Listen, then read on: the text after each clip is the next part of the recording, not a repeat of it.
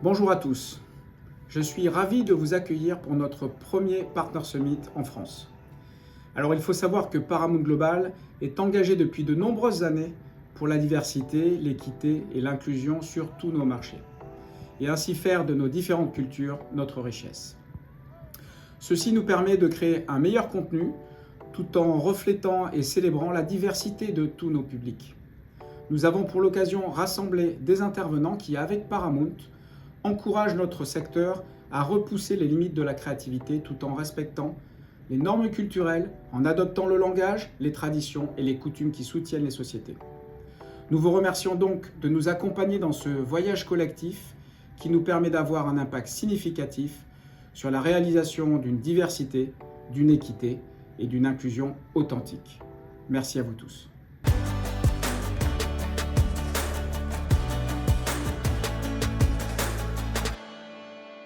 Bienvenue tout le monde dans ce DE&I Summit. Vous avez remarqué la qualité de mon accent quand même en français. Bienvenue dans ce sommet, ou plutôt dans cette discussion dédiée aux diversités, à l'équité et à l'inclusion. Je suis Raphaël Yem. Je suis heureux de vous retrouver et de retrouver la famille Paramount pour ce webinaire. Une famille, vous allez apprendre à la connaître, composée de femmes et d'hommes venus d'horizons différents, justement, dans toute leur diversité. Alors déjà, c'est quoi le but de ce webinaire? J'ai posé la question à nos copains, à nos copines de Paramount. Et chez Paramount, ça fait plutôt longtemps qu'on travaille sur ces thèmes, qu'on est proactif localement. On peut dire que ça fait partie de l'ADN, des valeurs du groupe.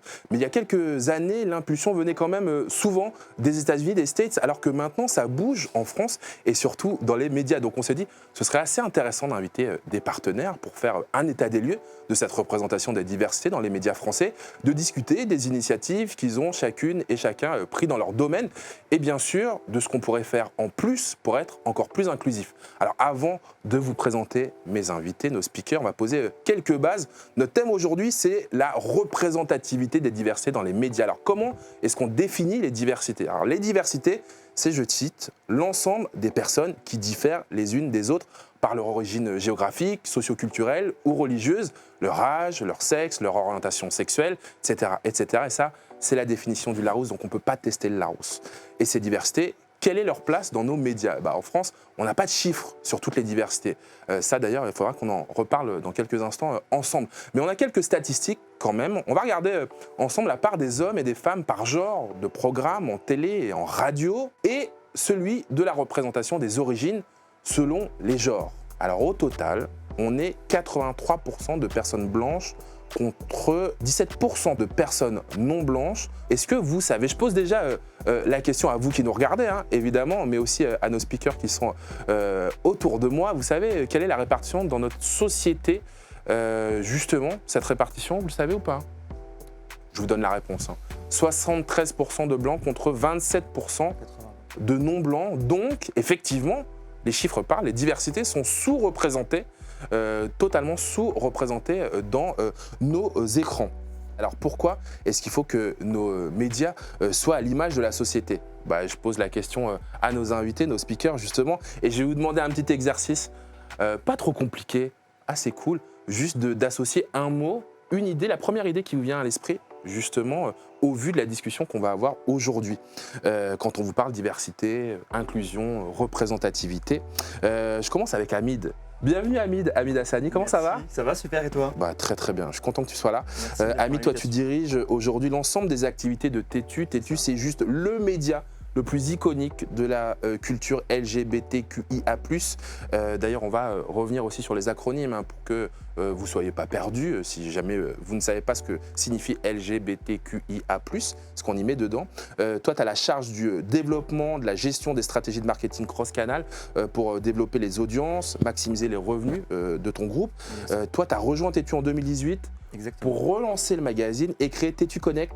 C'est un think tank dédié à la promotion des talents LGBTQIA+ en entreprise. Donc merci d'être avec nous. Merci pour l'invitation. Première Ravi d'être là. question, alors inclusion, diversité, c'est quoi le premier mot qui te vient à l'esprit? C'est équité. Je pense qu'on fait ce webinaire et on fait cette conférence aujourd'hui pour parler justement d'égalité et de se dire on doit être au même niveau de chacun, chacune. Équité, égalité réelle, c'est la première idée pouvez la noter aussi, juste à côté de vous, dans le bloc-notes.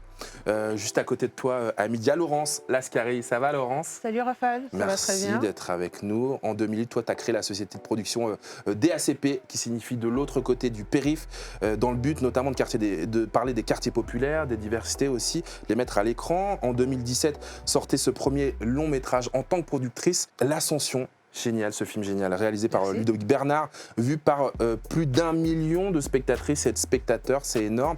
Depuis 2015 au Conseil national des villes, au collège diversité du ministère de la Culture. Et attention, mesdames et messieurs, on a les huiles quand même, puisque tu as aussi reçu le titre de chevalier de l'Ordre national du mérite pour tes contributions à l'industrie cinématographique française. Et on se rappelle aussi de toi, de vous, j'allais dire, sur les marches du Festival de Cannes, réunis par le collectif, peut-être, toi, l'équipe de Noir n'est pas mon métier. 50-50. Aussi, ah bah 50-50. Le collectif 50-50, pardon, j'en parlais, une association qui œuvre à l'égalité des femmes et des hommes et de la diversité dans le paysage audiovisuel. Première idée aussi, toi, quand je te parle de ce débat, diversité, représentativité, inclusion. Alors le mot qui me vient à l'esprit, c'est maintenant. Parce que depuis le temps qu'on en parle, il va falloir la faire. Voilà, vous voyez un peu, on est effectivement aussi dans une urgence, une sorte d'urgence. Maintenant, on le note aussi. Juste à côté de moi, il y a Thomas Jamet. Ça va, Thomas? Salut, très bien, et toi? Merci d'être avec nous depuis 2015. Tu es le président directeur général d'IPG Media Brands France, entreprise élue, mesdames et messieurs, à 3 reprises, agence média de l'année. Félicitations aussi. Ce succès, il s'accompagne par un fort développement. En 2015, il y avait 69 talents. Et aujourd'hui, maintenant, pour reprendre ton mot, Laurence, vous êtes 230 talents. Content de travailler, puisque j'ai appris qu'en 2021, ta société avait été la première agence média à avoir la certification Great Place to Work. On va y revenir aussi. En 2022 aussi, vous l'avez eu? Ouais, 2 fois. Oh, c'est la classe quand même, c'est qu'on est plutôt 2 étoiles. Pas mal dans ton agence. Hein. C'est ça, 2 étoiles. Le premier mot qui te vient à l'esprit, toi hein? C'est savoir qui on est. Parce qu'en fait, je pense que dans la vie, le grand voyage, c'est de savoir qui est le jeu et du coup de savoir également qui est l'autre. Je pense que quand on parle de diversité, d'équité et d'inclusion, c'est bien de savoir qui on est et qui est l'autre. Justement, il en sera question dans la discussion qu'on va avoir, j'en suis sûr. Vous savez aussi à quel point Paramount aime faire shiner les artistes. Ce sera aussi le cas pendant ce webinaire, puisqu'une célèbre DJ est autour de cette table. Début novembre, elle était derrière les platines de notre cérémonie, les MTV EMA du côté de Düsseldorf, où elle a pu voir une de ses idoles en vrai, David Hasselhoff. Comment ça va, Barbara Butch? Eh bien, ça va super bien, je suis très contente d'être là. Il est sympa, David Hasselhoff. Il est sympa de loin. De loin. Il était venu avec son maillot de bain rouge ou pas? Il est venu avec sa bouée. C'était moi. Arrête. Bon, en tout cas, il ne rate pas une, ce David Hasselhoff, et toi non plus.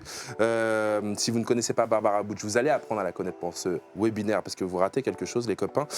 Justement, toi, Barbara Butch, tu as aussi fait la couverture de Tétu. Ouais. C'était il y a quelques mois aussi. Tu as été élue personnalité LGBTQIA+ de l'année 2021. C'est à l'occasion de la 4e cérémonie des Outdoors. Tu es aussi égérie de Jean-Paul Gaultier. Attention, on n'est pas avec n'importe qui. Et toi, tes identités sont tes combats féministes, lesbiennes. Tu es aussi une des fers de lance de la lutte contre la grossophobie. Je te pose la même question qu'aux copains et aux copines. Première idée qui te vient en tête quand on te parle de ce débat, inclusion, diversité? Moi, c'est vraiment représentation. Et représentation positive de nos identités, en fait. C'est vraiment là-dessus, je pense qu'il faut absolument travailler. Chacun, on a des identités différentes. Et parfois, quand, tu vois, je vais parler pour moi, quand on est une femme grosse, les représentations qu'on a des femmes grosses ne sont pas forcément positives. Et je pense que c'est là-dessus qu'il faut, se défaire des clichés et vraiment avoir plus de... L'inclusivité, c'est vraiment la représentation positive de tous les corps, de toutes les origines, de toutes les orientations sexuelles. C'est ce dont on va parler dans ce webinaire. Vous qui nous regardez, justement, on va en apprendre, j'espère, beaucoup de choses. Et puis, il y a Sarah Sacre qui est ici. Comment ça va, Sarah? Très bien, merci de nous accueillir, Sarah, puisque toi, tu es chez Paramount. Avec plaisir. Depuis 2020, tu es en charge des produits dérivés. Typiquement, si vous avez une peluche de la Patte Patrouille sur votre liste de Noël, c'est à cause ou c'est grâce à elle, plutôt. Je vous laisse décider. Lors de ta dernière année universitaire, quand tu as fait tes études avant de te lancer dans le monde du travail, tu as intégré en alternance au département international de médiamétrie. Et ton mémoire portait sur la consommation télévisuelle des enfants en Europe. Et ça, je trouvais important de le préciser, puisque sans spoiler, dans ce webinaire, il sera aussi question d'éducation au sens large du terme. Alors j'avais dit, les amis, qu'on reprendrait quelques acronymes. Alors vous allez m'aider évidemment pour celles et ceux qui nous regardent, soit au même niveau justement de compréhension de cette discussion. On revient sur le terme de LGBTQIA+, L comme lesbien, lesbienne, le G comme gay, le B pour bisexuel, personne aimant les deux sexes, le T pour transsexuel, personne qui a changé de sexe, qui peut demander d'ailleurs de changer de sexe à l'état civil également. Queer, le Q de queer, personne dont l'orientation et l'identité sexuelle ne correspond pas au modèle dominant et qui souvent ou la plupart du temps refuse d'être étiqueté par rapport à son orientation sexuelle ou son identité de genre. Le I pour intersexe, personne née avec les deux sexes, ça ne concerne pas du tout l'orientation sexuelle ni l'identité de genre et cette personne peut choisir de se considérer comme une femme, comme un homme ou les deux d'ailleurs. Un des A serait asexuel, personne ayant peu ou pas d'attirance sexuelle. Et on peut aussi ajouter le A comme aromantique, personne ayant une absence d'attirance romantique pour une autre personne. On est OK sur les définitions? Bah oui. Vous aussi? Il y en a plein d'autres. Mais Voilà, d'où encore le plus. D'ailleurs, vous voyez ce drapeau à l'écran qui représente les LGBTQIA+. Mais là, on a le drapeau plus, on se disait, hein, avec toutes les couleurs du monde, de la diversité. Et ça, on aime beaucoup. Les amis, on va commencer par un état des lieux, justement, sur ce débat d'inclusion, diversité, de représentation. Je pose une première question au hasard à Laurence, puisqu'elle est juste à côté de moi, c'est pratique. Laurence, tout comme les autres speakers, Hamid, Barbara Butch, tu es à l'intersection. C'est-à-dire que tu peux parler en tant que femme noire, que banlieusarde également.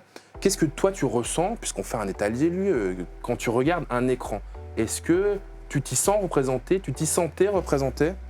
Et je parle de tous les écrans, hein. Grand écran, je sais que c'est ta marotte pour le coup, puisque tu es productrice, petit écran, et puis les smartphones aussi.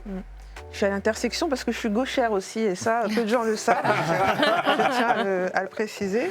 Et on les embrasse, les gauchers et les gauchères de Paramount.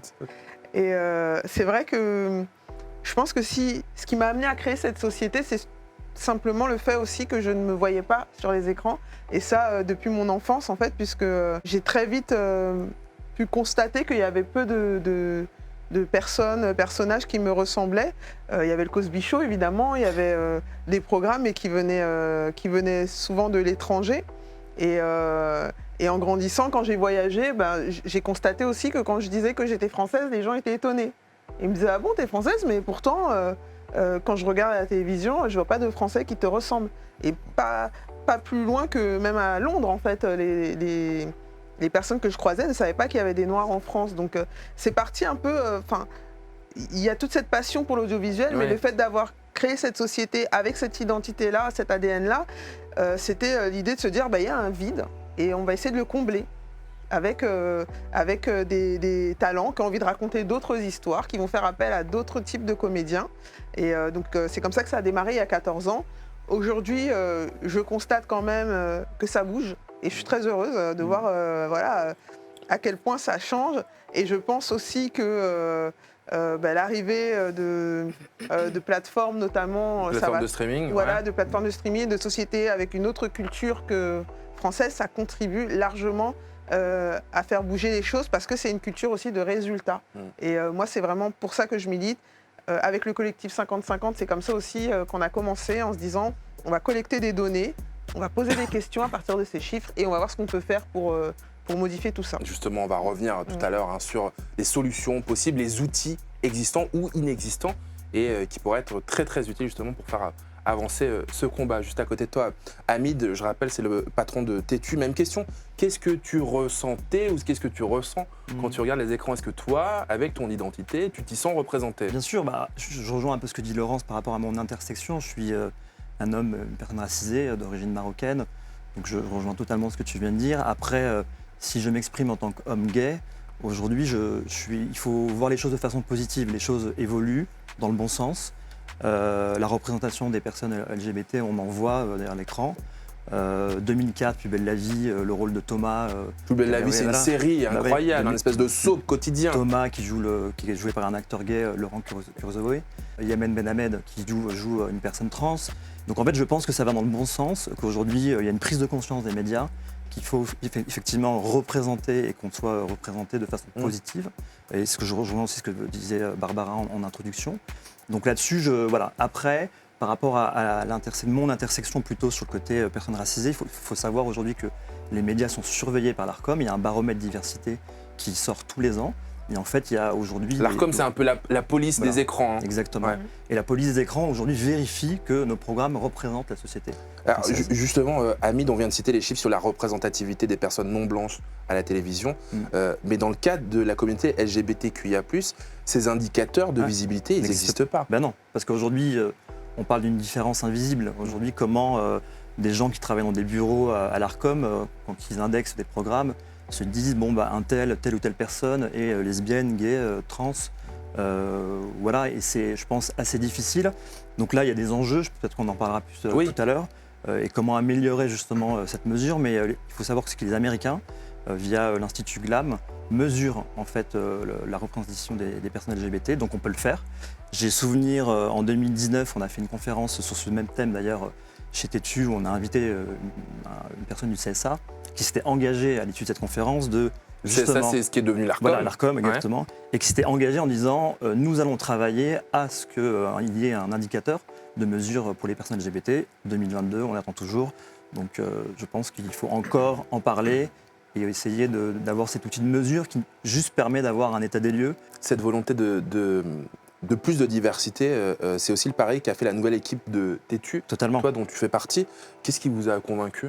Bah, honnêtement, quand tu regardes Tétu et un peu dans l'histoire de Tétu, ça a été créé en 95 par Didier Estrade. Il y a eu avant, alors peut-être que personne n'a pas connu, mais je ne l'ai pas connu. Il y a eu Arcadie, il y a eu des magazines qui étaient plutôt sous forme militant pour du coup la cause homosexuelle et notamment pour les mecs, quoi, pour les gays.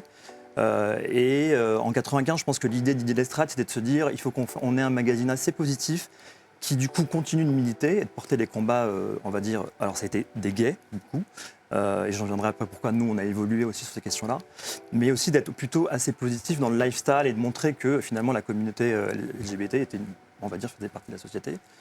Et après, au fur et à mesure des années, et d'ailleurs on le remarque, vous allez le voir dans les couvertures des Tétu, il y a eu une volonté des équipes avant aussi de redorer un peu l'image du gay, notamment post-période de VIH, où on va dire les gays étaient considérés comme des personnes malades et qu'on finalement... Pointé du doigt, ostracisé. Exactement. Donc c'est pour ça qu'on a vu beaucoup d'études on va dire de cover boy, de mecs un peu torse nu, pour montrer en fait cette image du gay en bonne santé. Et en fait, nous, le pari qu'on a fait en 2018, quand on a relancé Tétu, parce que je pense que nous, je parle de mon point de vue en tant que gay, on va dire que les combats, on a eu le mariage pour tous, on avance, ça va bien. Nous, on s'était dit qu'il fallait aussi qu'on soit beaucoup plus inclusif aussi dans la manière d'aborder les sujets, qu'on puisse représenter les lesbiennes, les personnes trans, intersexes, etc. Et là-dessus, justement, c'est notre rôle aussi de parler de PMA, c'est notre rôle de parler de droits des trans. Et ça, c'est pour ça qu'on a évolué, on s'est aussi posé la question de se dire comment on fait pour essayer d'avoir une meilleure représentativité de toutes les diversités. C'est ça, vous êtes remis en question même, même au sein de votre propre média communautaire. Quoi. Et c'est la raison d'ailleurs pour laquelle on a été très fiers d'avoir Barbara en couverture des Tétu. Et quelle couverture Totalement, et qui représente effectivement justement ce qu'on veut faire. Et que visibiliser Barbara, je me souviens d'une couverture il y a 2 ans de Rose Valls, qui est une personne trans. Voilà, c'était la première fois qu'on mettait une personne trans en couverture des Tétu. C'est ça notre combat, c'est ça. Il faut avoir des Barbara. Voilà, le visuel, je le vois, il est magnifique. Et continuer à viser, parce qu'en fait, je vais être un peu long, mais pour conclure ce sujet, ce qu'on remarque aussi dans les médias traditionnels, c'est que moi, je le vois les médias traditionnels, quand ils veulent visibiliser des personnes LGBT, c'est sous le prisme de l'homophobie, de l'agression, un truc super négatif. En gros, c'est comme ça qu'on parle de nous. Donc en fait, Tétu aussi, c'est aussi pour contrebalancer. On parle de culture, on parle de mode, on interpelle les politiques pour justement faire avancer les choses. Et heureusement que Tétu est là et existe, et heureusement qu'on a relancé Tétu en 2018 pour continuer à justement porter nos combats et ses valeurs. Mais c'est vrai que ce biais négatif, c'est le point commun qu'ont toutes les minorités. Totalement. Qui demandent à être mieux représentées. C'est aussi pour ça qu'on fait ce webinaire aujourd'hui. On la voit, la sublime Barbara Butch en couverture. Toi, en tant que femme, en tant que lesbienne, en tant que grosse, pour reprendre tes mots, c'est quoi ton ressenti des médias en tant que spectatrice, consommatrice de médias ? j'ai l'impression que les médias sont encore très frileux à l'idée de représenter les corps gros, de représenter aussi les lesbiennes, parce que en fait, déjà, en fait, les médias ont du mal à dire le mot lesbienne, ont du mal à parler de couple lesbien. C'est toujours deux amis très proches ou des trucs comme ça, même pour des faits divers, des choses comme ça. On a du mal à nommer les lesbiennes, leur vécu. Et puis après, en tant que personne grosse qui aujourd'hui, voilà, j'ai accès à des endroits comme celui-ci, il y a encore énormément de grosses qui sont géniales et hyper intéressantes et qui n'ont toujours pas accès à ces endroits de médias, à des endroits dans le cinéma, dans la mode. Bon, la mode, c'est le pire, mais dans la musique aussi, où les gens sont encore très, très frileux de donner la parole ou de représenter, parce qu'en fait, le corps gros a une image hyper négative et a toujours une image négative. Dans les représentations au cinéma ou dans les séries, la grosse, c'est soit la bonne copine faire valoir de la super mince, qui va trouver l'homme de sa vie et tout ça, et la grosse, ça va être la fille qui va être laissée pour compte, enfin, comme d'habitude, ou sinon ça va être la grosse qui va devoir maigrir pour trouver l'amour, ou bien ça va être une Courtney Cox qui va porter un fat suit et en fait et qui mange tout le temps, et heureusement qu'elle a perdu du poids, parce que ça, tu fais référence à la série Friends, à la série Friends, son personnage de Monica, et en fait c'est tout le temps en fait on a uniquement ces représentations là. Alors maintenant il y a eu This Is Us, qui est une autre série, qui est une autre série où beaucoup de succès. Voilà, on a une actrice qui est quand même incroyable, mais c'est tout nouveau, et c'est quoi, c'est une série. Et donc, je pense qu'il y a encore énormément de travail pour la représentation des personnes grosses. Mais lesbiennes, c'est arrivé très tard. Justement, Barbara Bout, sur cette question, en plus de t'attaquer, on t'a accusé de faire sur les réseaux l'apologie de l'obésité. Ouais. J'ai envie de manger des sandwichs et buver du coca. J'ai bien aimé ce petit geste. Mais en fait, forcément, dès qu'une personne, encore plus une femme, prend sa place, prend la parole, a confiance en elle, de toute manière, on va remettre en question son discours, et par n'importe quel moyen. Donc moi, on va dire que je fais l'apologie de l'obésité. Franchement, si j'avais le choix de ne pas être obèse, je ne le serais pas, en fait. Parce que c'est hyper compliqué de vivre dans le corps dans lequel je suis. Et en fait, toutes les personnes grosses que vous pouvez rencontrer ont toutes tenté des régimes, de maigrir, de se mettre mal, et ont toutes développé des TCA, donc des troubles du comportement alimentaire. Tout le monde a eu envie de mettre fin à ses jours, parce que en fait, on nous dit qu'on n'a pas notre place, qu'on ne devrait pas exister dans ce corps-là, et que le seul moyen d'exister, c'est d'avoir un corps mince. Non, je ne fais pas l'apologie de l'obésité. En fait, je dis juste, à un moment donné, laissez-nous tranquilles. Et on a le droit, en fait, on est là, on existe, on a le droit de prendre la place qu'on veut dans la société. Et même si on vit moins vieux que les autres, et ben le temps qu'on est là, et ben il faut savoir le vivre. Oh, je suis d'accord. Voilà. Et puis là, j'allais dire, t'es la bienvenue, mais on est les bienvenus ici. On est en safe place. Hein. C'est cool. Dis les copains, les copines, pendant ce webinaire, évidemment. Et un peu comme chez Thomas aussi, juste à côté de moi, je disais pendant les présentations, Media Brands, que ton agence a été certifiée Great Place to Work. Comment on pourrait le traduire ? C'est un endroit où il fait bon vivre et bon travailler. Ah, voilà, safe place, quoi. En fait, qu'il faudrait traduire par un lieu où on est en sécurité, où on se sent plutôt bien. En quoi est-ce que c'est important pour toi, ça ? En fait, c'est parti vraiment d'un constat qui est le suivant. Ce que je disais tout à l'heure quand on disait savoir qui on est. C'est qu'au travail, qui est quand même une partie importante de la journée et de notre vie... ça prend du temps. Hein, voilà. Le travail, ça prend du temps. Il y a beaucoup de gens qui se cachent, il y a beaucoup de gens qui se planquent, qui ne sont pas qui ils sont. Alors on a travaillé justement avec Tétu sur tous ces sujets-là à l'agence. Et plus globalement... ce que j'essaye de faire et ce qu'on essaye de faire avec la direction de l'agence et du groupe et de ses agences, c'est de faire en sorte que chacun puisse être au bureau qui il est vraiment. C'est-à-dire qu'il n'y a pas de... C'est un safe place, qui est exactement ce que tu dis. C'est-à-dire que quand on est vraiment qui on est, encore faut-il le savoir. Donc on a aussi développé des modules de coaching pour ça, et notamment aussi pour pousser les choses, et notamment la place des femmes dans l'entreprise. On a par exemple dans une de nos agences, qui s'appelle UM, proposé un coaching à toutes les femmes de l'agence. Alors, c'était pas pour exclure les mecs, c'était pas la question, mais c'était plus pour leur dire que y a des choses dont on peut prendre conscience et que parfois il faut essayer de se faire aider et que l'entreprise peut aider à savoir qui on est vraiment et à savoir qu'on peut, dans une entreprise comme la nôtre par exemple, avoir l'identité qu'on veut avoir. C'est un cercle vertueux pour le coup, avec des clients qui sont contents, Et des talents qui peuvent nous rejoindre plus facilement. Thomas, c'est ce que vous impliquez en interne dans votre agence, mais ces principes, vous les appliquez aussi dans vos missions de conseil, en direction d'autres entreprises. En 2001, vous avez lancé 10 principes de la responsabilité média. On va peut-être les voir à l'écran. Je ne vais pas citer les 10, mais je voudrais reprendre les 3 premiers principes. 3 premiers principes: promouvoir le respect, protéger les personnes et être diversifié et représentatif. C'est hyper important parce qu'en fait, les marques, les annonceurs financent les contenus. Financent, justement, on parle de représentation, etc. S'il n'y a pas d'argent pour le faire, en tout cas à la télévision notamment, et aussi en digital bien sûr, il n'y a pas de contenu. Donc le contenu est finalement lié aux annonceurs. Et donc les annonceurs ont une responsabilité. Et nous, en tant qu'agence, en tant qu'intermédiaire entre les publics et les marques, on a une responsabilité. Et donc on a décidé de prendre ça à bras-le-corps et donc de créer cet index, parce que maintenant c'est un index, un indice, où en fait on a posé des questions aux partenaires qui représentent 80% de nos investissements. Donc toutes les régies publicitaires, les éditeurs, toutes les chaînes de télévision, de radio, les boîtes dans le digital bien sûr, qui en fait nous ont répondu sur ces principes-là. Et notre responsabilité à nous, c'est de mettre l'argent là où on estime que la responsabilité de tel ou tel publisher est positive. Donc ça veut dire que dans les critères que tu as cités, il y en a d'autres. C'est aussi justement la représentation des minorités à l'écran, par exemple.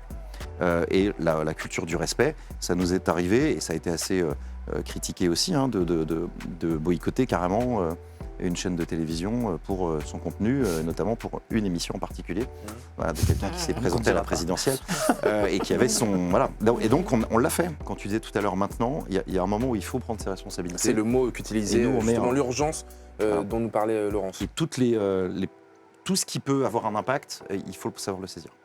Justement, Sarah, est-ce que tu penses que Paramount aurait un bon score sur au moins les 3 principes qui viennent d'être énumérés? Je pense que oui. Déjà, chez Paramount, on a quand même beaucoup de chance. Ça, il faut le savoir. Donc, on a un président qui s'appelle Bob Bakish, pour qui la diversité et l'inclusion est super importante. Donc, c'est vraiment une priorité du groupe. D'ailleurs, pour cela, il a mis en fait plusieurs personnes, justement, pour défendre toutes ces notions au sein de la société. Alors, je vais en citer 2 principalement, d'ailleurs 2 femmes, donc c'est chouette. Donc, la première, c'est Marva Small. Elle est Global Inclusion. Et donc, en fait, c'est une Américaine noire et elle a une histoire qui est vraiment incroyable. Et donc, en fait, elle mène effectivement plein d'actions au sein de la société autour de ces notions de diversité et d'inclusion qui sont très importantes pour nous. Et en plus, elle a un budget pour ça. Donc, comme quoi, c'est important pour notre société. Oui, c'est important vu qu'il y ait des budgets pour ça. Voilà, exactement. Et dernièrement aussi, a été nommée comme présidente internationale de Paramount, Pam Kaufman.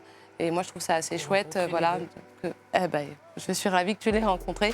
Elles étaient sympas. Les 2, c'est super sympa. C'est super. Et voilà, et je suis aussi ravie que ce soit une femme qui ait pris aussi ce genre de position. Donc ça, c'est chouette. Après, en local aussi, on fait beaucoup d'actions. On a fait l'Inclusion Week. On a proposé des ateliers pour échanger justement sur la diversité et l'inclusion.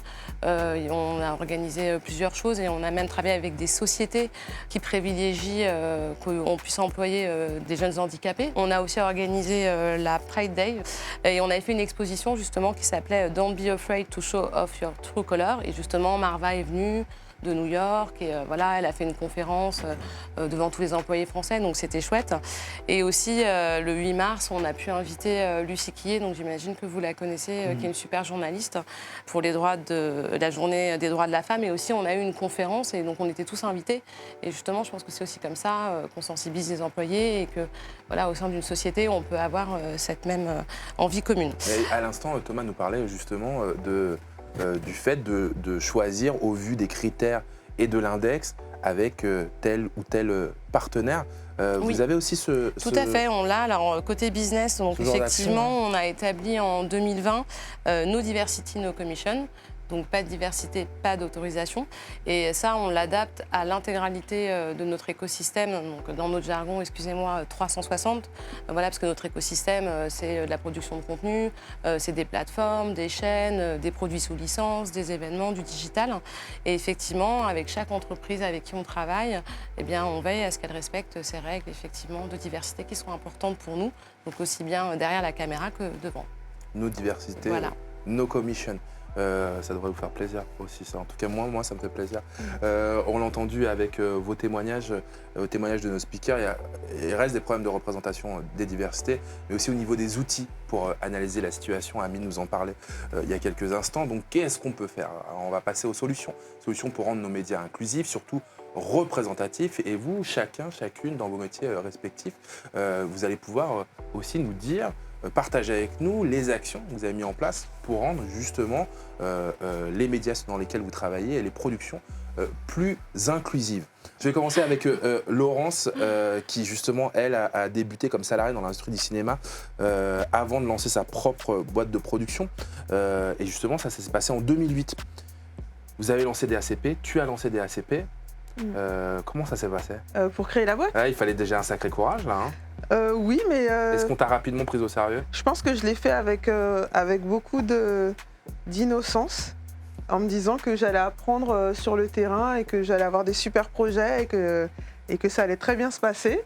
Donc évidemment, assez rapidement, je me suis rendu compte que ça allait être un peu plus compliqué que ça, ne serait-ce que d'avoir des opportunités, parce que en fait, j'ai compris que ce que je représentais, c'est-à-dire une jeune productrice qui représente des jeunes auteurs avec une forme d'innovation, puisque la diversité, c'était pas du tout la règle à l'époque, eh bien moi j'étais perçue comme un risque. Et donc assez rapidement, j'ai compris que j'étais pas seule à rencontrer ces difficultés, et c'est comme ça que j'ai aussi lancé, pour pouvoir m'aider et puis accompagner d'autres, un marché de programmes destiné aux jeunes producteurs que tu connais bien, parce que tu l'as présenté pendant la journée des jeunes années. producteurs et productrices indépendants et indépendantes. C'est ça, et là c'était une manière pour moi, parce que moi je suis très orientée solution justement, et quand j'ai des difficultés j'essaie de trouver un remède, et donc à travers cette journée je me suis dit, bah voilà, on n'intéresse personne. Tout le monde s'en fout de ce qu'on a à faire. Quand on envoie des projets, ils ne les lisent pas. Eh bien, on va créer un événement. On va faire se déplacer des décideurs de l'autre côté du périph', à Aubervilliers en l'occurrence, et pour nous rencontrer. Donc en leur disant, voilà, on ne vous demande pas de faire la charité, on vous demande juste de faire votre travail habituel dans le cadre d'un marché. Et puis vous allez vous balader de stand en stand, découvrir ce qu'on a à vous proposer, et si ça vous intéresse, pouvoir faire affaire. Parce que on est dans des métiers où l'humain est quand même prépondérant, et donc c'était l'idée de se dire on va se rencontrer et puis ils vont voir ce dont on est capable. Et puis donc lors de la première édition, c'était en 2011, je me suis dit voilà, s'il y a un projet qui arrive à se faire, à se signer grâce à cette journée, ben, ce sera déjà gagné. Et en fait, il y en a eu plusieurs, il y en a eu à peu près 5 la première année. Et ensuite, ça a continué comme ça d'année en année. C'est devenu une fédération de jeunes producteurs indépendants que j'ai présidé les 4 premières années et puis qui continue aujourd'hui. Donc, et pour revenir un peu à ta question sur les solutions de manière plus globale, moi ce que j'ai vraiment, la culture que j'ai vraiment faite mienne au sein du collectif 50-50, c'est l'idée de pour compter, il faut compter. Et si on veut changer les choses, il faut un diagnostic, il faut des statistiques. Donc vraiment, c'est pouvoir s'appuyer sur des données. Et si on ne les a pas, il faut les créer. Et justement, avec le collectif, on a lancé l'étude Cinégalité. Okay. Dans le cinéma, on a été voir les films les mieux financés, d'une part, par le marché. Donc ça peut être les budgets en fait, des films. Et les films qui ont fait le plus d'entrées. Et on a travaillé avec des chercheurs des universités Paris 1 et Paris 8 pour aller essayer d'étudier au sein de ces films quelle était la diversité devant et derrière la caméra.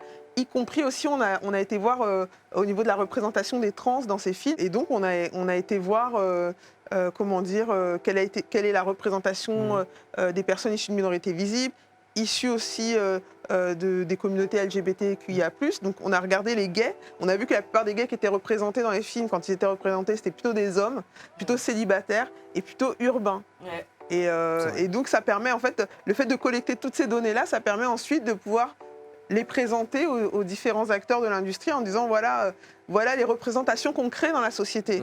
Parce qu'on parlait de l'enfance, ce que tu disais en intro, mais justement, en fait, notre responsabilité en tant que créateur de contenu, créateur d'œuvres aussi au cinéma, c'est qu'on crée des représentations. Et c'est à partir de ces représentations que les enfants vont se construire et puis que les gens même vont se représenter la société et se représenter eux-mêmes. Parce qu'il y a des études qui ont montré que même des personnes, par exemple noires aux États-Unis, eh bien, elles ont internalisé les stéréotypes qui concernent la communauté noire. Donc les enjeux sont quand même réels. C'est pas juste se faire plaisir en disant « Oh, je me vois à la télé, c'est super ». Ça va bien au-delà, c'est des enjeux de société. Toi, Hamid, pour le coup, qu'est-ce que tu as changé pour rendre Tétu plus divers, je pense, de façon pas innocente du tout, à Tétu Connect?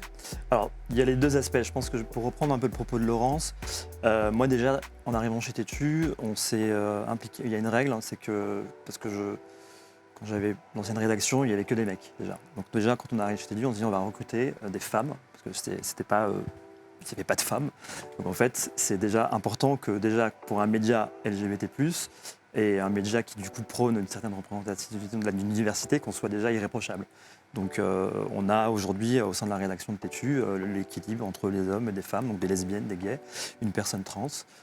Et donc pour moi c'est hyper important et il faut qu'on continue à justement à être aussi représentatif de la communauté LGBT en interne. Donc ça c'est le premier point. Le deuxième point, sur l'externe, qu'est-ce qu'on a fait concrètement? On s'est rendu compte aussi en faisant ce média qu'il y avait des milieux sur lesquels on pouvait avoir de l'impact. Thomas en a parlé à l'instant. On a créé Tétu Connect. Alors bon, c'est un mot un peu bizarre, pourquoi Tétu Connect? En fait on s'est dit qu'on passait beaucoup de temps en entreprise et qu'il y avait des entreprises qui justement avaient besoin de conseils et avaient besoin qu'on leur explique en fait en quoi être soi au travail et être, dire Thomas dit très bien tout à l'heure, c'est juste être bien dans ses baskets et du coup voilà, être LGBT et n'est pas un sujet d'entreprise. Et il y a une étude qui est sortie qui m'a fait halluciner, c'est la raison pour laquelle on s'est dit il faut qu'on avance, il faut qu'on aille vite, c'est qu'aujourd'hui en France, pardon pour nos amis à l'international, parce que je pense que chez nous dans les pays anglo-saxons, on n'a pas encore ce problème. Mais en France, un étudiant, quand il est à l'école, il est complètement out. Il est lui-même, pour lui, il n'a pas de problème par rapport à son orientation sexuelle. Et quand il arrive en entreprise, 50% d'entre eux, quand ils arrivent en entreprise, leur premier job, ils se foutent au placard. Et donc ça, c'est juste pas possible. Ça veut dire qu'ils cachent leur identité. Exactement. Donc en fait, ils cachent leur identité et c'est sur quoi aujourd'hui, avec Tétu Connect, on essaie d'avoir de l'impact.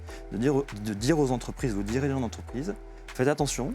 Il y a aujourd'hui des jeunes talents qui arrivent dans vos équipes et qui du coup ne se sentent pas bien parce qu'un manager, parce que etc., etc. Et dans l'univers des médias, on accompagne des médias sur ces sujets. Notamment, j'ai un exemple très concret je ne citerai pas le nom, d'une plateforme de streaming américaine qui est venue nous voir en nous disant voilà, on a un vrai souci aujourd'hui avec nos traducteurs, notamment dans les contenus américains qui arrivent en France.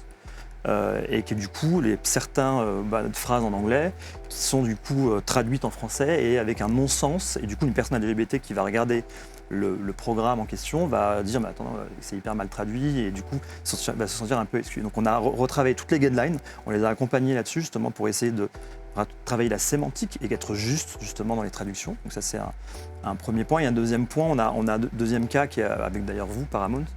On a justement Paramount est venu nous voir pour le lancement de Pluto TV et l'idée c'était de visibiliser les contenus en fait des programmes LGBT qui étaient en fait soit planqués dans une plateforme de streaming. Là aussi dans le placard aussi. Ouais, exactement. Mais c'est quoi et soit il y a plein de créations on va dire faites par des réalisateurs LGBT ou même jouées par des acteurs LGBT qui sont extraordinaires et en fait nous avec Paramount et toutes les équipes de Pluto TV, on a justement voulu visibiliser ces contenus et on a créé une verticale chez Tétu qui s'appelle donc la Tétu TV où il y a à peu près 100 heures de programme sur notre site web. On touche à peu près 1 million de personnes par mois qui du coup ont la possibilité de regarder ces contenus. Et voilà, donc c'était important aussi dans notre rôle en tant que média de pouvoir aussi visibiliser ces contenus. Voilà. Il y a un autre point que je souhaitais soulever, puisqu'on parlait de Tétu, on l'a vu tout à l'heure, cette sublime couve de Barbara Butch en une de Tétu, mais tu as aussi fait une autre couverture d'un autre magazine prestigieux qui est Télérama, Le fléau de la grossophobie, pourquoi on rejette les gros. Et cette couverture, elle a déclenché, Barbara Butch, une incroyable campagne de cyberharcèlement. Ouais. Tu peux raconter ? En fait, déjà, cette couverture a été censurée par Instagram et Facebook. Donc, comme d'ailleurs la plupart des photos de moi sur Instagram. À partir du moment où on voit la chair, Du moins, si tu veux, il y a un algorithme qui calcule Ah, et le pourcentage de chair. et en fait, qui dit qu'en fait que c'est. c'est du porno et c'est une incitation Ouais. à la pornographie, enfin, tout D'accord. ça. Donc, et donc, en fait, moi, du coup, j'ai décidé de retourner le truc et puis d'appeler un peu tous les gens qui comptent dans ma vie et tout ça en leur disant bah, j'aimerais bien qu'on fasse réagir un peu les réseaux sociaux, Instagram et tout ça, parce que bah, en fait, j'avais plus de compte Instagram parce qu'ils m'avaient fermé mon compte et tout ça. Et du coup, Virginie Despentes, donc célèbre écrivain français, a pris la couverture dans ses mains et on a fait le Barbara Book Challenge et c'est devenu Ah, c'est vrai. un truc très viral où tout le monde avait la couverture de Télérama sur son profil Instagram et ça a fait réagir jusqu'au PDG d'Insta que j'ai rencontré. Mais ça n'a pas vraiment changé les choses. Juste j'ai pu reposter donc, cette couverture. Elle a dit cette photo, allez, c'est bon, j'ai discuté avec elle. c'est Ouais, réglé. maintenant, parce que en fait, je pensais que ça avait changé parce que mes photos restaient. Sauf qu'aujourd'hui, donc 3 ans après, 2 ans après, je reçois des notifications me disant cette photo vient d'être supprimée, donc des anciennes photos qui sont même plus sur mon feed. Alors que les réseaux sociaux, c'est vraiment là où justement on va chercher, en tout cas les jeunes vont aller chercher des personnes sur lesquelles ils vont pouvoir s'identifier. Des rôles modèles. Ou des rôles modèles. Et parce que justement, on les a pas forcément dans les médias mainstream. Si je te posais la question de quels outils est-ce que tu souhaiterais la mise en place justement pour une meilleure représentation? Il faut protéger les gens, quoi. Et puis, il faut protéger les gens de la haine des autres et vraiment créer des espaces solidaires, d'unité. Il faut arriver à faire des choses ensemble parce qu'en fait, là, on est à une époque où on déconstruit énormément tous les sujets. Et ce qui est génial parce que ça a permis de mettre en avant tout ce qui n'allait pas dans notre société. Mais il va falloir à un moment donné penser à construire ensemble une société un peu meilleure et donc à recréer de l'unité, quoi. Et moi, c'est vraiment là-dessus, pour moi, c'est la solution déjà à beaucoup de problèmes. C'est d'essayer de se retrouver tous ensemble pour reconstruire un monde dans lequel on serait tous présents et présentes avec nos fiertés, avec nos messages et avec nos projets, quoi. Une espèce de great place to live, quoi. Hein, En fait, il faudrait que le monde soit un safe place. Ben ouais, c'est ça. Mais déjà, en fait, avoir des séries où tout le monde est représenté, avoir des émissions de télé, des choses comme ça où vraiment il y a, on donne la parole à n'importe quelle personne et que moi je devienne quelqu'un de normal. Barbara Bou, je lui disais, mais qu'est-ce qui se passe en France? On va poser la question à Sarah, justement. C'est quoi il y a des exemples comme ça, en ce sens, menés chez Paramount? Oui, alors, bien sûr, effectivement, on est une société américaine, hein, c'est du contenu américain, mais bon, on est bien sûr diffusé en France sur nos plateformes, nos chaînes. Alors, on peut prendre l'exemple de South Park, je crois qu'on connaît tous cette série, hein, tous ensemble. On a eu un premier épisode où il y a eu justement une personne gay. Et bon, bien sûr, à l'époque, j'ai envie de dire, ça avait suscité tout un débat, mais bon, voilà, c'est vrai que le débat fait aussi que les gens se questionnent, s'ouvrent au monde, et ça, je trouve que c'est intéressant. Et après, on a une autre série qui est Star Trek Discovery, qu'on connaît. Et donc, dans la 3e saison, ils ont casté Ian Alexander. Et donc, c'est un acteur trans, mais pour un rôle trans.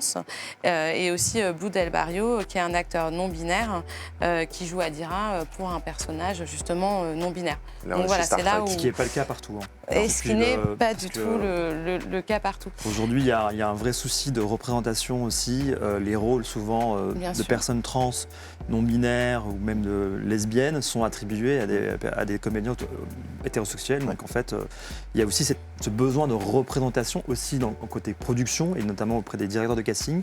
Il y a des gays, il y a des lesbiennes et des trans comédiens, comédiennes qui peuvent avoir un rôle aussi dans une grande production. Et à qui on ne laisse pas de place. Exactement. Ça aussi, c'est ce côté un peu aussi côté production, Ouais, être très complètement. vigilant. Et après, on avait aussi un autre exemple dont j'aimerais vous parler, et pour moi, qui témoigne de la diversité.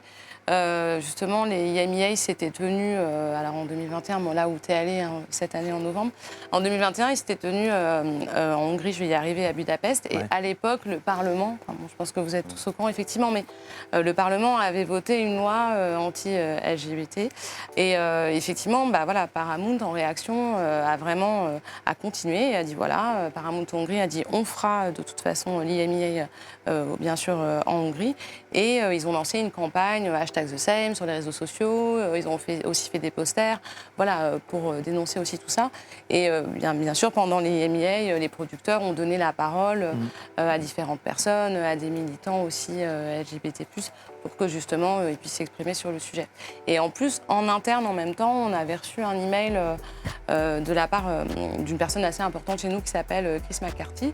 Et en fait, il disait qu'en 1994, il avait regardé le premier reality show qui s'appelle The Real World. Merci, c'est gentil. Bien sûr. Et donc, justement, il y a une personne gay, effectivement, dans ce reality show-là.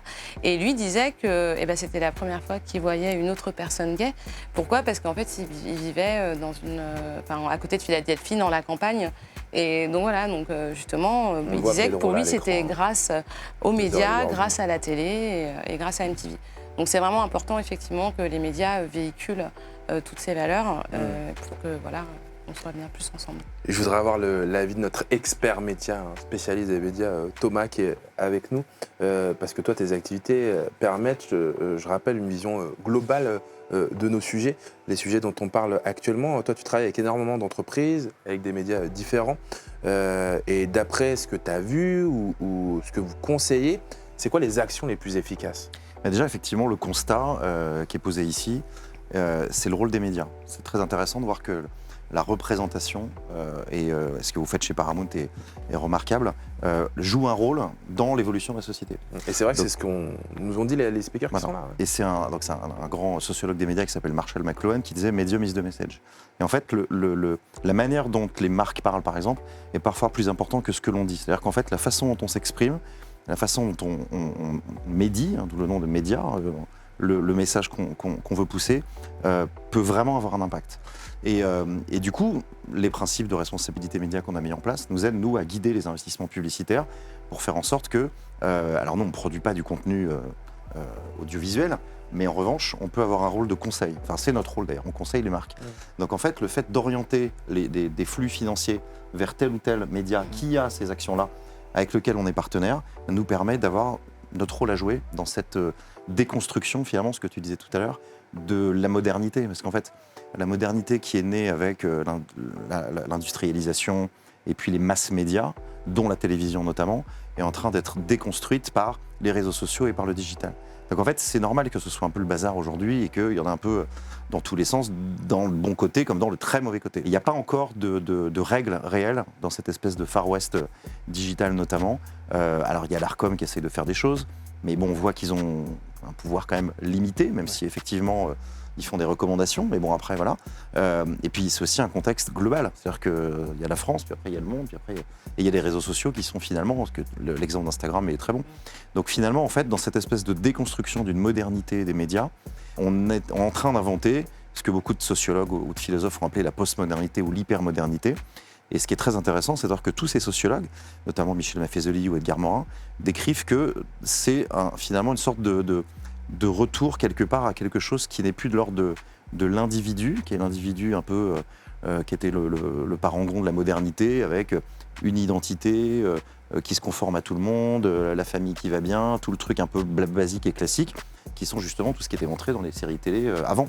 Et en fait, aujourd'hui, tout ça éclate et on retourne vers quelque chose de plus communautaire et qui, quelque part, est beaucoup plus naturel pour les êtres humains.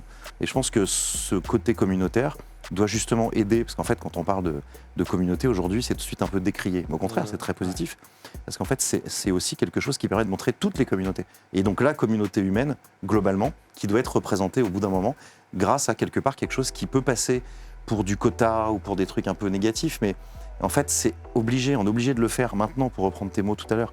Et ce que disait compter pour compter. Voilà. Et en fait, moi j'ai un souvenir, parce que je suis professeur à Sciences Po Paris. Et quand j'étais élève à Sciences Po Paris, il y avait Richard Descoings, qui était le patron de l'école à ce moment-là, qui avait fait un truc qui était complètement décrié à ce moment-là, qui a fait un scandale, qui avait en fait en sorte que les élèves venant de ZEP accédaient à Sciences Po Paris sans passer par le concours, pour justement donner un quota volontairement perçu comme tel, d'élèves issus d'une diversité sociale complètement différente que les les premiers exemples de discrimination Exactement. positive. Voilà. Et donc, et donc la discrimination positive, en fait, elle est nécessaire parce que sinon, c'est ce que Bourdieu, qui est un autre philosophe, sociologue des médias, rappelait, enfin des médias non, mais de la société, un observateur incroyable, décrivait la reproduction des élites. En fait, sinon, si tu forces pas ça, les élites se reproduisent en fait naturellement. Et aux États-Unis, par exemple, il y a 330% de plus de chances de faire une grande école si les parents en ont fait une. Donc, évidemment, tu parlais tout à l'heure de la banlieue, c'était une manière de faire rentrer la banlieue à Sciences Po.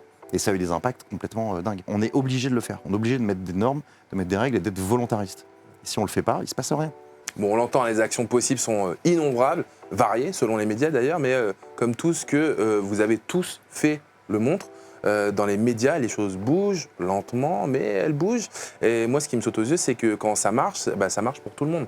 Ce que nous disait Thomas, c'est du win-win. Ce qui nous fait dire qu'augmenter la représentation des diversités dans les médias, c'est initier un cercle vertueux. Et dans les exemples que vous donnez, il n'y a quasiment que des retombées positives, j'ai l'impression. Vous allez me dire si vous avez la même analyse. Parce que Thomas, je te redonne la parole pour résumer. Toi, tu as décidé de mettre de l'énergie et du budget aussi en interne pour être une great place to work. Ça a eu quoi comme conséquence directe sur les employés? Alors déjà, on est dans un secteur qui est hyper concurrentiel. Donc c'est très difficile de recruter. En fait, ça peut paraître dingue, mais c'est très compliqué parce qu'il y a finalement assez peu de talents formés. D'ailleurs, c'est un vrai problème aussi. Mais surtout, ils sont très très facilement appelables par les concurrents. Et donc en fait, ça nous a permis de recruter plus facilement. Et donc en un an, de recruter quasiment 100 personnes.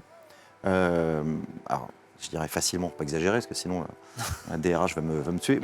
Mais quand même, je veux dire, c'est plus facile de faire venir, ça peut paraître évident, des talents dans une boîte qui va bien.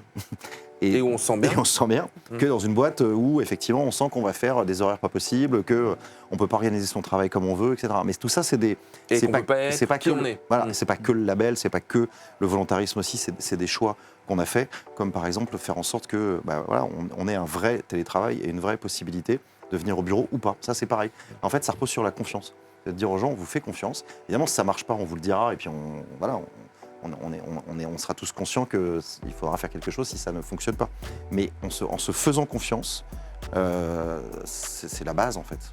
Et ça nous a permis d'avancer. Sur les indices d'identité dont tu as parlé et que tu nous as expliqué tout à l'heure, tu les proposes aussi à d'autres entreprises puisque vous les conseillez. Est-ce qu'à un moment, ils se disent, bon, c'est bon, on l'a fait une année et on laisse tomber, ou alors au contraire, ils continuent aussi, poursuivent leurs efforts en ce sens? C'est quelque chose qui est pour nous vraiment de l'ordre du systémique. C'est-à-dire que c'est pas la mode en se disant tiens, on va avoir le label, ou tiens, il faut faire ça parce que c'est à la mode, ou parce qu'on va faire du espèce de diversité, équité, inclusion, washing. C'est vraiment central. Non mais c'est central. Et voilà. Et en fait, c'est un peu le problème, c'est que il faudra voir d'ailleurs dans les prochaines années ceux qui continuent à le faire, les entreprises qui continuent à le faire, parce qu'il y en a beaucoup qui le font pour mettre un peu de couleur LGBTQIA+, qui vont bien, ou faire un peu semblant. Et en fait, ça va vite se voir. Donc nous, c'est quelque chose qui est ancré dans les valeurs des gens qui bossent avec moi. Et c'est aussi pour ça que, très intéressant, il y a des gens qui ne sont pas comme ça, qui ne comprennent pas ou qui n'adhèrent pas à ces valeurs-là. En général, elles s'en vont, naturellement, parce qu'elles n'adhèrent pas aux valeurs de la boîte. Hamid, depuis les changements dont on a parlé tout à l'heure, les retours, ils sont comment? À la fois les entreprises que vous accompagnez, mais aussi votre lectorat. Écoute, par rapport aux entreprises qu'on accompagne, je rejoins ce que dit Thomas. Moi, je rencontre beaucoup de DRH, alors d'entreprises médias ou d'entreprises, on va dire, des groupes industriels. Il y a encore beaucoup de DRH qui nous disent pourquoi on en parle, quoi. En fait, l'orientation sexuelle d'un de mes collaborateurs, c'est sa vie privée. Moi, j'entends encore beaucoup ça. Donc, ça me met un peu de fond dans le dos. Donc du coup, je dis bon bah... Et je pense que c'est générationnel. À un moment, moi, je ne bataille plus. Quelqu'un qui a plus de 60 ans et qui ne comprend pas finalement le monde d'aujourd'hui, c'est dommage en fait pour lui. Et là, donc on essaye de se dire, et ça passe par le recrutement de talents en fait. C'est aussi de recruter des talents de toutes les diversités. Et comme ça, on va dire le système change et l'organisation. Après, nous, par rapport à notre lectorat, on le voit, on est comme la déconstruction justement du genre et fait qu'aujourd'hui sur les réseaux sociaux, etc., on a de plus en plus de personnes issues de la communauté LGBT qui nous suivent, mais aussi les alliés. Il ne faut pas oublier les alliés. Hein. C'est important aussi de se dire que y a des hétérosexuels qui lisent têtus et qui en parlent aussi à leurs amis, à leurs familles, etc.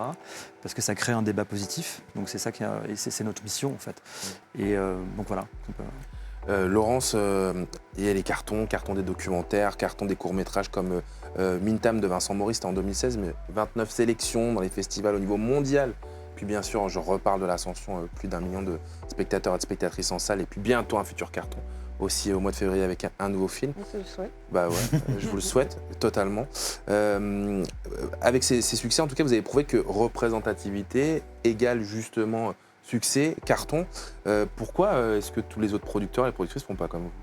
Mais je pense que ça bouge énormément. Hein. C'est même en train de devenir un peu, je ne vais peut-être pas dire une tendance, mais en tout cas, il y a de plus en plus de représentation devant et derrière la caméra, et tant mieux.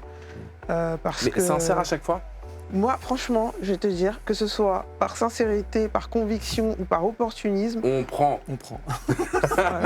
Franchement, ça fait travailler les gens, ça permet de faire émerger des comédiens, des scénaristes, parce qu'il faut aussi qu'il y ait une exigence derrière la caméra. Et ça, c'est un peu mon sujet du moment, c'est faire en sorte aussi qu'on puisse accompagner le développement et les carrières de personnes issues de minorités derrière les caméras, dans les équipes techniques, au scénario, etc. Mais je pense qu'il y a quand même, on est en train de vivre une vraie dynamique. Et ce qu'il faut, en fait, c'est créer les conditions que ça se pérennise.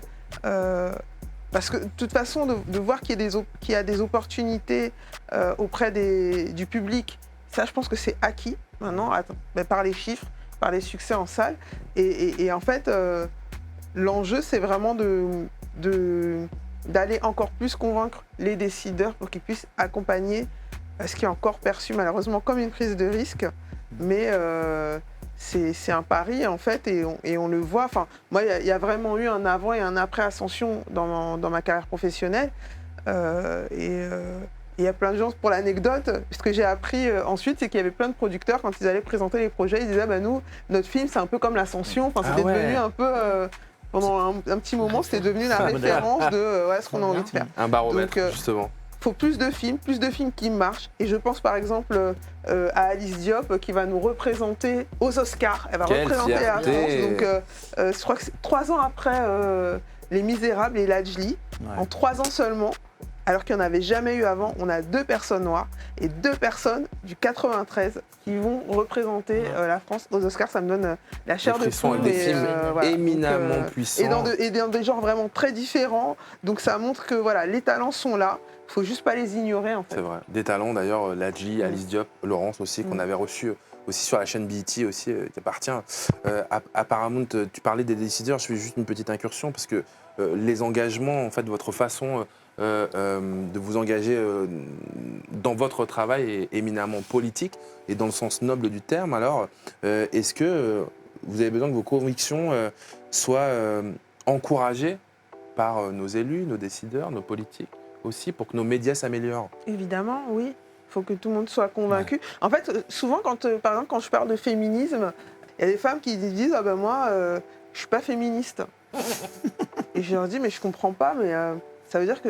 Mais est-ce que tu es pour l'égalité entre les hommes et les femmes ou par exemple, pour un travail, ou pour le même boulot, gagner la même chose enfin, ?» Et la personne va me dire « Bah oui, bien sûr. » Je dis « Bah, t'es féministe alors. » Parce que qui peut être contre l'égalité?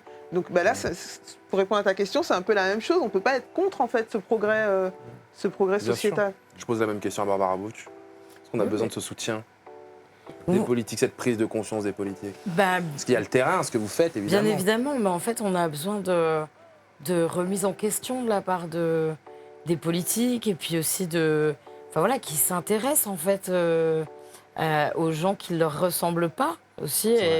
Et en fait, je veux dire, tout le monde a les clés quoi, pour se déconstruire, pour s'intéresser au féminisme, pour lutter contre le racisme. Enfin, c'est des choses qui devraient être complètement naturel. Et alors nous, on fait beaucoup de pédagogie, mais quand même, il y a des outils quoi, qui sont à portée de main. Quoi.